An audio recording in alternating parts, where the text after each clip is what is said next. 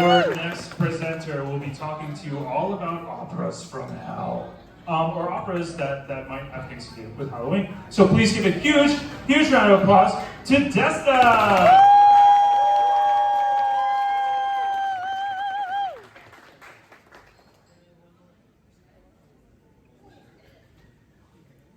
I have been an opera lover since I saw my first opera, Cinderella, when I was 3 years old. Aww. Actually, my dad worked for the Seattle Opera for 35 years.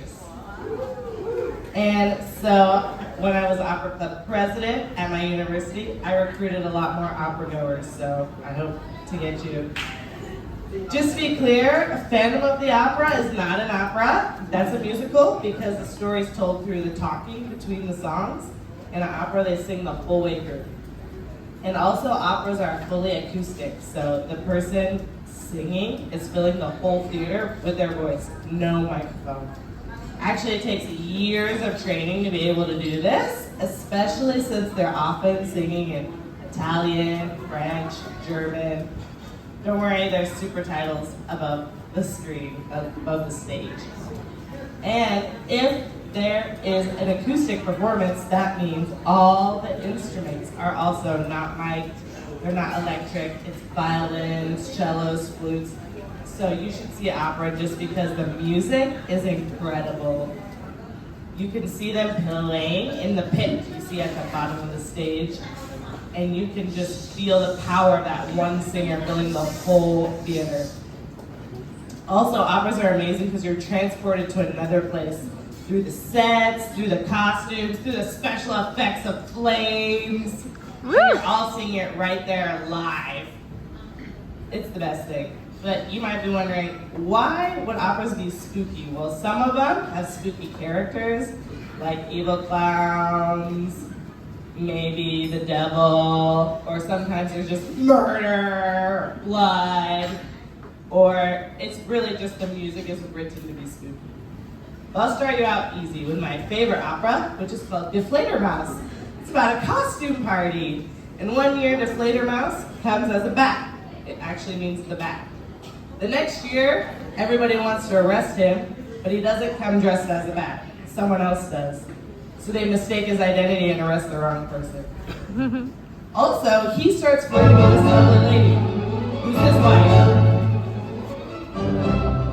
And it's a big party, with drinking and dancing, and famous waltzes by Strauss. You ready?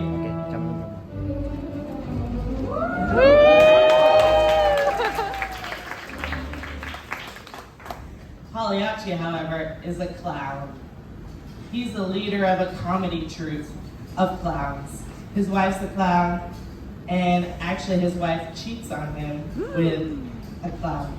I think it's spooky enough already, but he sees, obviously he finds out about this, and he's so jealous, he takes a knife, and he goes to his wife. And of course to her lover. Well, of course it's so sad. He also kills himself.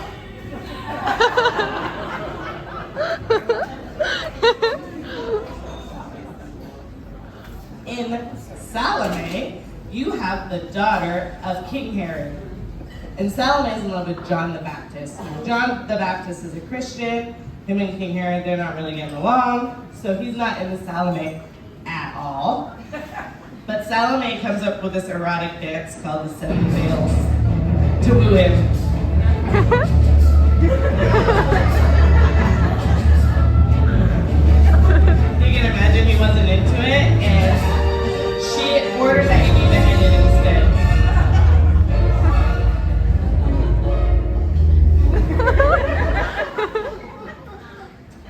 In the Valkyrie is what I'm dressed as, of course.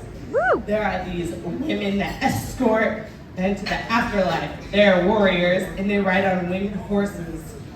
And if you're ever lucky enough to be in their protection, they'll surround you with flames so no one can get to you. And they actually light the stage on fire. So here's me riding my winged horse.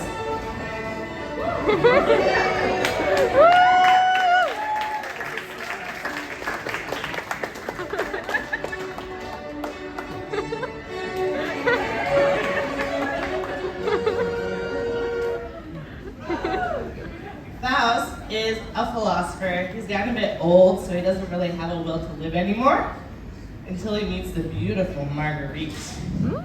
And he decides he's gonna make a deal with the devil to get his youth back so he can win her love. But of course, he trades his soul in exchange. And you know how it goes. But we do sing a nice song about dancing with the devil.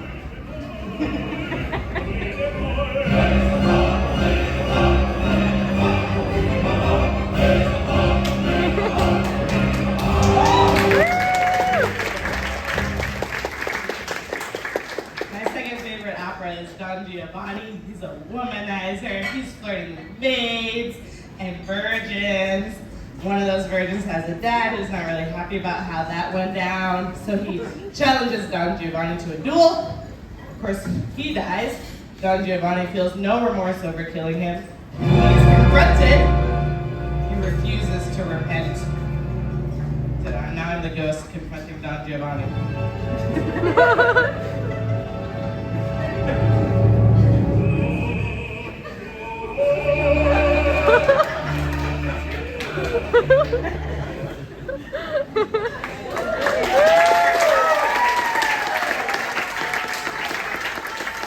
Hopefully you got some ideas of some operas to watch.